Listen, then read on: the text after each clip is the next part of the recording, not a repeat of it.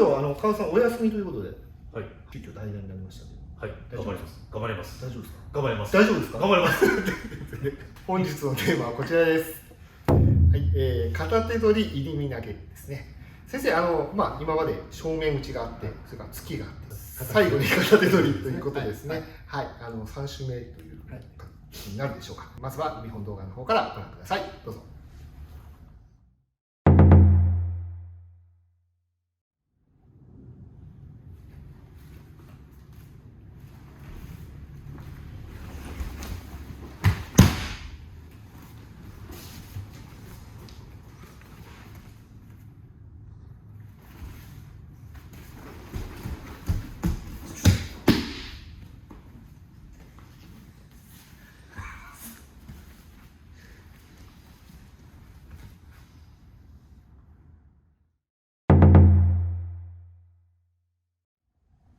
はい、逆網片手取り入り身投げです。これは後でやる小手返しも一緒なんですけども、気にせず持ってもらって結構です。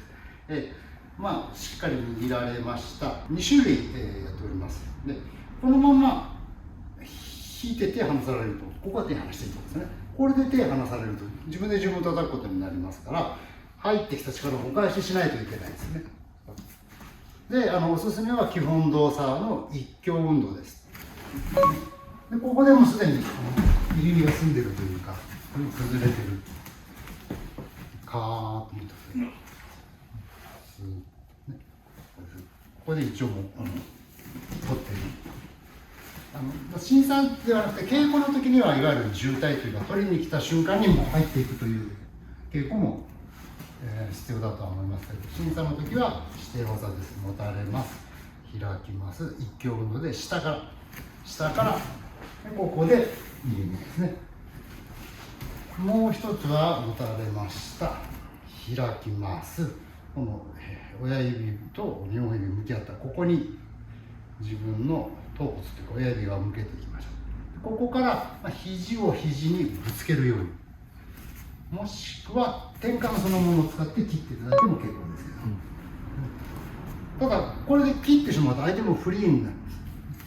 こちらで当て身、届かなくてもいいです。当て身と見せておいて切ると同時にここで接点を作っておきますですね。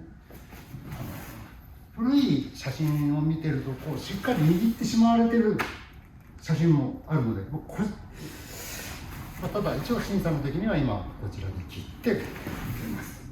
でここで、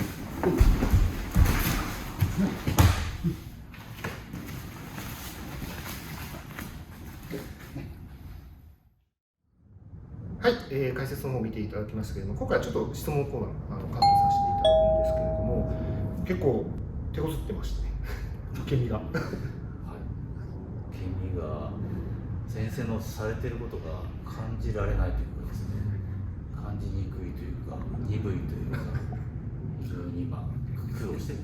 それは私のせいもある。いえいえ、不詳の弟子なので非常に今苦労しているところです。絵面が暗い。反省になっちゃって。先生、これやっぱり受け身の方の技術っていうのもやっぱり必要になってくるところというか、散々ひどいことしてきましたからね。早めに受け身を取ろうとされるので、それはあります。確かに早めに動いてしまうっていうのはあります。そうだから安全を確保するためには早めがいいんですけどもですね。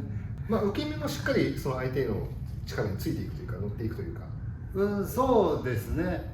でも私もそうでしたからですね。やっぱ先生の受け身取るときにはやっぱ受け身取らなきゃっていう思いがどうしても先行してしまいますからですね。吹っ切れるまで結構時間かかりましたもんね。もういいや、かかっていこうっていうか、もう先にあまり動きすぎてもダメっていうことですか？一番稽古で多いのは何かあった時に手を離しちゃうって、合気道で手を離しちゃうからそれまでだし、偉い先生はいやそれは離されちゃいけないんだって、離れない腕っていうのももちろんあるんですけどもですね、実際もう離してしまわれるともうあとなんかもっとひどい別のことをせざるを得なくなるんですね。そこも稽古とそうですね。しっかり持っていくっていうことですね。はい、頑張りましょう。精進します。ということで、今回はこちらで終わりたいと思います。